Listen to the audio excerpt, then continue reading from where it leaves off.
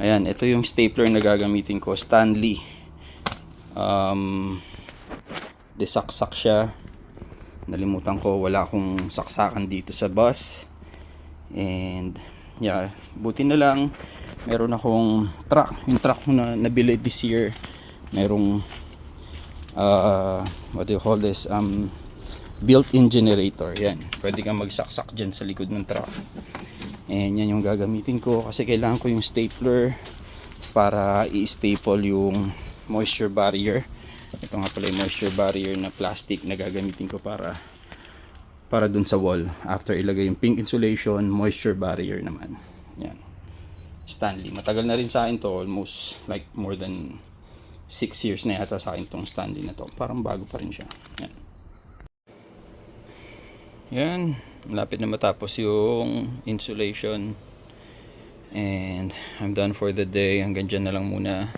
Dito nalagyan ko na rin ng moisture barrier.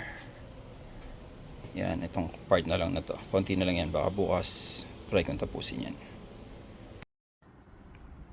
Yan, tapos na yung insulation.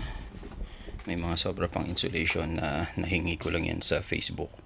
Pero gagamitin ko pa rin yan sa ilalim ng mga TV siguro. Tsaka dito sa bench para dagdag insulation pa rin. Pero yeah, ang susunod kong gagawin is tatry kong sukatin kung saan iahang yung mga TV. Kasi ang mali ko, dapat naglagay muna ako ng mga studs pa ulit, pamakuan pa ulit para sa TV mount. Pero sana sumakto dun sa pangalawang stud yung TV mount. Pag hindi, I think magbubutas ako sa mga plastic, and then dun ako maglalagay ng studs. But then yeah, dinala ko yung isang TV tsaka yung TV mount, susukatin ko, and then titingnan ko kung saan ko iahang yung 5 TV. Yeah, there you go. Yan guys, yan yung TV na ilalagay ko dito. 50-inch TV yan. Tapos nilagay ko yung wall mount. Tapos sinukat ko. And malaking trabaho kasi nilagay ko na yung plastic. Dapat pala sinukat ko muna to bago ko,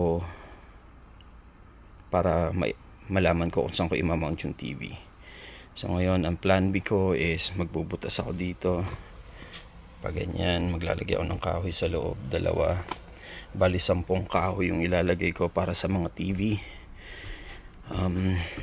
Yeah, malaking trabaho, pero so after kong butasan, titapan ko na lang siguro ng red tape na yan para masil ulit.